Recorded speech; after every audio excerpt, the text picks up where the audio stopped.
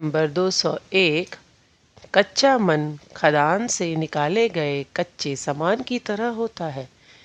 कितना ही मैल मिट्टी, अशुद्ध मिश्रण और कूड़ा करकट उसमें मिला रहता है, रासायनिक उपायों से उसे धोकर जलाकर शुद्ध कर लेने से उसे असली सोना या उससे भी कितने ही अधिक मूल्य की वस्तु में परिणत किया जाता है, जो मनुष्य के अनेक कामों में आती है और उसकी जीवन रक्षा में सहायक होती है। इसी तरह कच्चे मन को यदि विवेक यानी सदसत विचार से धोकर त्याग, वैराग्य और भक्ति की अग्नि में उसकी विषय वासनाओं को जलाकर गुरु प्रदत्त परमार्थ तत्व की साधना में शोधन कर लिया जाए, तो वही शुद्ध और पक्के मन में परिणत हो जाता है।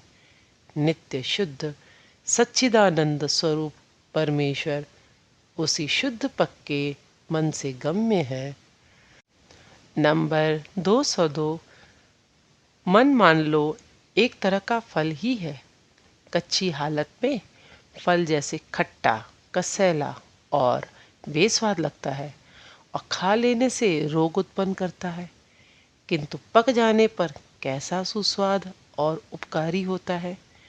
ईश्वर को भोग लगाने के काम में भी आता है।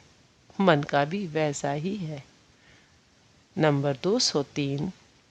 कच्चे मन के सत्व, रज और तमोगुण है। जिनका सत्व है उनमें धर्म भाव है।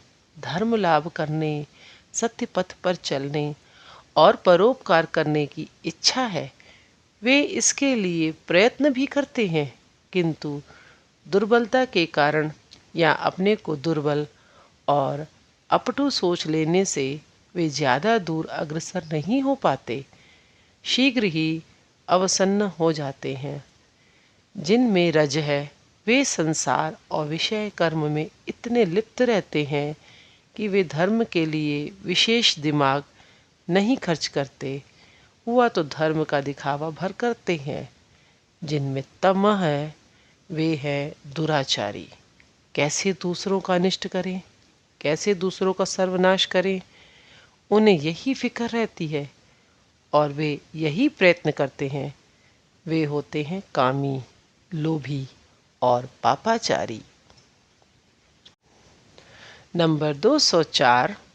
कच्चा मन लेकर जो अपने को देश और जगत के कल्याण के काम में नियोजित करते हैं या कोई संगठन स्थापित करते हैं, उनका उद्देश्य महान होते हुए भी उनके द्वारा संसार का हित के बजाय अहित ही विशेष होता है।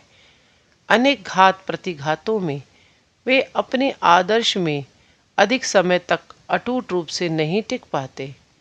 नाम, यश, प्रतिष्ठा की और दूसरों पर प्रभुत्व करने की लालसा उनकी बलवती हो जाती है।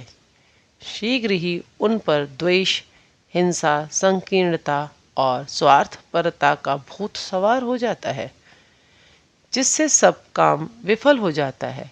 केवल यही नहीं, वे अपने भीतर का विष जन समाज में फैलाकर बहुत से सदी आच्छन्न संपन्न होने को लोगों को भी कलुषित करते हैं और सत्कर्म तथा धर्मानुष्ठान के प्रति, यहाँ तक कि धर्म के प्रति जन साधारण में अविश्वास और अश्रद्धा के भाव पैदा करते हैं। नंबर 205। आद्यावस्था में सत्य स्वरूप अद्वितीय ब्रह्म ही थे, अकेले थे, अच्छे ही थे। न मालूम किस कुसमय में उन्होंने बहुश्याम मैं अनेक हूँ यह संकल्प किया और उन्हें भी तपस्या करके ध्यान लगाकर इस संसार की सृष्टि करनी पड़ी। समस्त स्थावर जंगम जीव जंतु आदि रचकर वे उनमें अनुप्रविष्ट हुए और एकमात्र मनुष्य को ही विचार बुद्धि दी। फलस्वरूप पंचभूत के फंदे में पड़ पूर्ण ब्रह्म भी रोवे, यह हालत हो गई।